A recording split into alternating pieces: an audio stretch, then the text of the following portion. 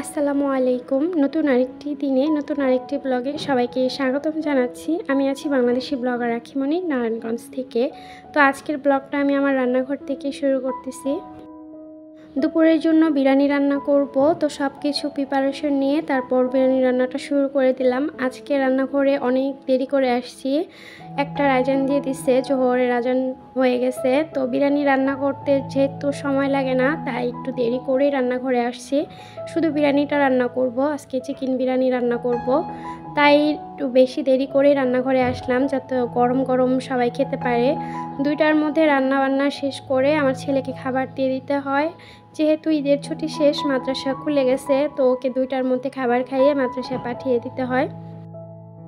এখন হয়তো আমি পড়াশোনা করি না, কিন্তু ছেলে যেহেতু পড়াশোনা করে তাই ওর রুটিন মাফিক আমাকে চলতে হয়। ঠিক টাইম মতন ওর খাবারটা রেডি করে দেওয়া, ওকে রেডি করে দেওয়া, ওর পড়াশোনার খেয়াল রাখা, কয়টা বাজে টিচার আসবে সেই সময়টা দেখা, মানে সব কিছু মিলে মনে হয় যে আমি মনে হয় পড়ালেখা করতেছি। মানে ওর সাথে সাথে যেহেতু দৌড়াতে হয়, ছোটোবেলায় এরকম ঘড়ির কাঁটার সাথে আমরাও দৌড়াইতাম। দেখা যাচ্ছে স্কুল, তারপর প্রাইভেট, বাসার পড়া, তারপর আবার হোমওয়ার্ক করা, মানে সব মিলিয়ে পুরো সারাটা দিন এত বেশি ব্যস্ততার মধ্যে কাটতো। আবার রাত হলে পড়তে বসা, হোমওয়ার্কগুলো সব কিছু কমপ্লিট করে তবেই তো ঘুমাতে যাওয়া। আর ঘুমের মধ্যেও টেনশনে থাকতাম যে সকালবেলা স্কুলে যেতে দেরি হবে না তো, কেননা স্কুল যদি মিস করি তাহলে পরের দিন তো লাঠির বাড়ি আছেই। তো আমাদের ক্লাসে একটা ম্যাডাম ছিল, ইংরেজি টিচার। তো ওনাকে এত বেশি ভয় পাইতাম, ওনার মার্কগুলো সেই লেভেলের ছিল। মানে এখন মনে পড়ে যে সেই মার্কগুলো ভালো ছিল, কিন্তু তখন অনেক বেশি ভয় পাইতাম। তাই স্কুলে না গেলেও বান্ধবীর থেকে তার কি পড়া দিছে এটা নিয়ে তারপর মুখস্থ করে তারপর পরের দিন স্কুলে যেতাম। তো এখন আমার ছেলেকে দেখে সেই দিনগুলোর কথা মনে পড়ে যে আমরাও একসময় এরকম করে দৌড়াদৌড়ি করতাম, মানে সময়ই পেতাম না। আমার ছেলে এখন খেলার জন্য অনেক বেশি কান্না করে যে আমার তো টাইমই নাই, আমি কখন খেলবো বা কখন আমি রেস্ট নেব। তো এখন যেহেতু ও মাদ্রাসায় পড়ে, তো মাদ্রাসায় কিন্তু অনেক বেশি পড়ার চাপ, বাংলা, ইংরেজি, তারপর আবার আরবি, সব সাবজেক্টই যেহেতু থাকে, তাই একটু বেশি চাপ সৃষ্টি হয়ে যায়। যাই হোক, পড়ালেখার জীবনটা এরকমই হয়, অনেক বেশি ব্যস্ততা। তো আমারও কিন্তু অনেক বেশি ব্যস্ততার সময় কাটে। ঈদের কয়েকটা দিন একটু রিল্যাক্সে ছিলাম, বাইরে খাওয়া দাওয়া করছি, ঘুরছি, আম্মুর বাড়িতে বেড়াইছি। তো এখন আবার পুরোদমে সংসারের হালটা ধরতে হবে আর কি।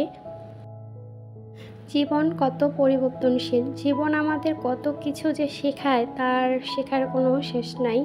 ছোট্টবেলায় শুধু টেনশন থাকতো কীভাবে খাবো, ঘুমাবো, খেলবো, পড়াশোনা করব এইসব নিয়ে। তো যখন একটু বড় হইলাম তখন চিন্তা ভাবনা ছিল যে এই ড্রেসটা কেমন, ওই মেকআপটা কেমন, বা এখানে ওখানে ঘুরতে যাব, এরকম চিন্তাভাবনা। যখন বিয়ে হয়ে গেল তখন চিন্তা ভাবনা করতাম যে সংসার কীভাবে সাজাবো, সংসারে এটা কিনবো সেটা কিনবো, বা রান্নাবান্না শিখবো কীভাবে, এরকম চিন্তাভাবনা ছিল। যখন একটা বাচ্চা হয়ে গেল তখন চিন্তা করতাম এই বাচ্চাকে কীভাবে বড় করবো, কীভাবে খাবার খাওয়াবো।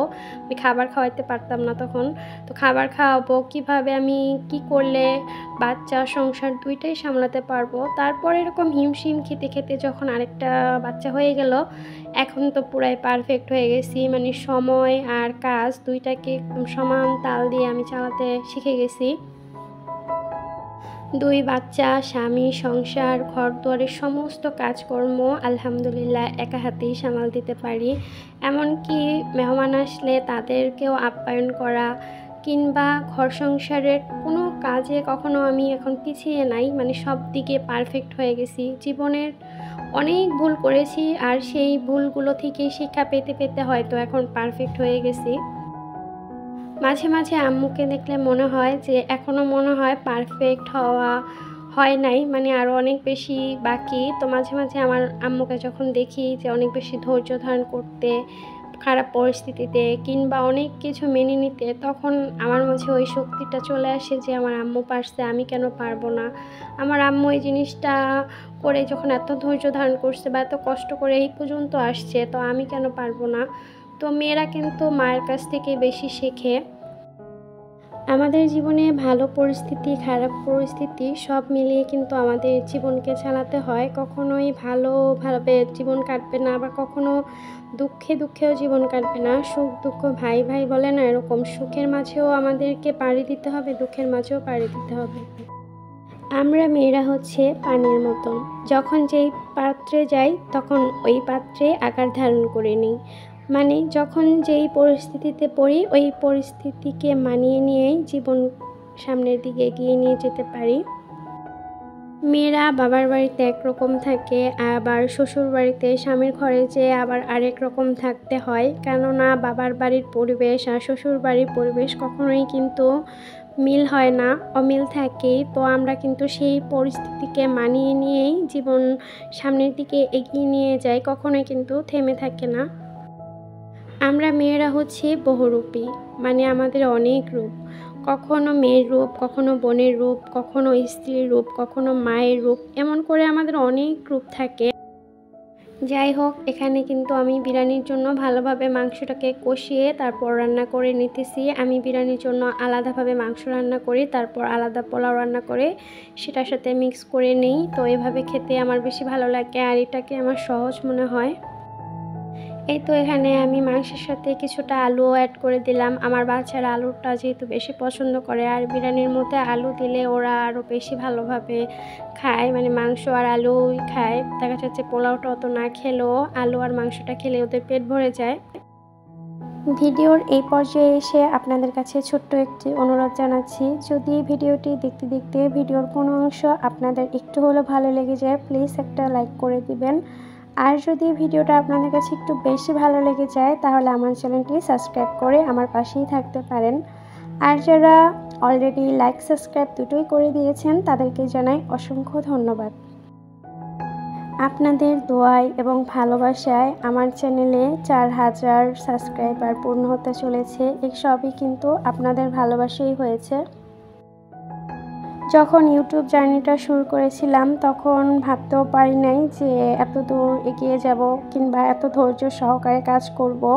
আসলে আপনাদের এত সুন্দর সুন্দর কমেন্টস, ভালোবাসা আমাকে এত দূর নিয়ে আসছে। তো আমি আরও অনেক দূর যেতে চাই, তার জন্য কিন্তু আপনাদের সাহায্য আমার অনেক বেশি প্রয়োজন। একটা ভিডিও তৈরি করতে অনেক বেশি কষ্ট করতে হয়, পরিশ্রম, সময় দুটোই দিতে হয়। তো সেই কষ্টটা সার্থক হয় তখনই যখন একটা ভিডিওতে লাইক এবং ভিউজ আসে, তখন কিন্তু নতুন করে আরেকটা ভিডিও তৈরি করার অনুপ্রেরণা জাগে। প্রথমেই ভালো লাগা থেকে ইউটিউব চ্যানেলটা শুরু করেছিলাম। আলহামদুলিল্লাহ আপনাদের দোয়ায় এবং ভালোবাসায় সেটা কিন্তু আমার পেশাই হয়ে গেল। তো ঘরে বসে শুধু সংসারের কাজকর্ম দেখিয়েও যে নিজে কিছু উপার্জন করা যায় সেটা আগে হয়তো জানা ছিল না। তো ইউটিউবে এসে কিন্তু এই জিনিসটা জানলাম। ইউটিউব অনেক বড় একটা প্ল্যাটফর্ম যেখানে আমার মতন গৃহিণীরা ব্লগিং করেও নিজে কিছু উপার্জন করতে পারে।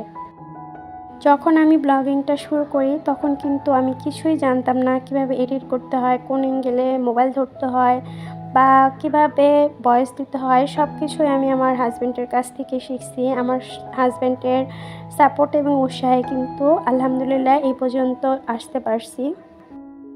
যতদিন আপনি সফল না হবেন ততদিন পর্যন্ত কেউ আপনার ব্যর্থতার গল্প শুনতে আসবে না। তাই আগে সফল হন, তারপর ব্যর্থতার গল্প অন্যকে শোনাতে যাবেন। তো জীবনে যতই উথাল পাথাল আসুক আর যত খারাপ পরিস্থিতিতে আসুক না কেন, সামনের দিকে এগিয়ে চলা উচিত। এই তো এখানে আমার বিরিয়ানিটা রান্না করা শেষ। তো এখন আমি এটাকে নাড়াচাড়া দিয়ে তারপর 10 মিনিট দমে রেখে দেবো, তাহলে কিন্তু হয়ে যাবে আমার চিকেন বিরিয়ানিটা। তো আজকে ভিডিওটা এই পর্যন্তই, সবাই ভালো থাকবেন।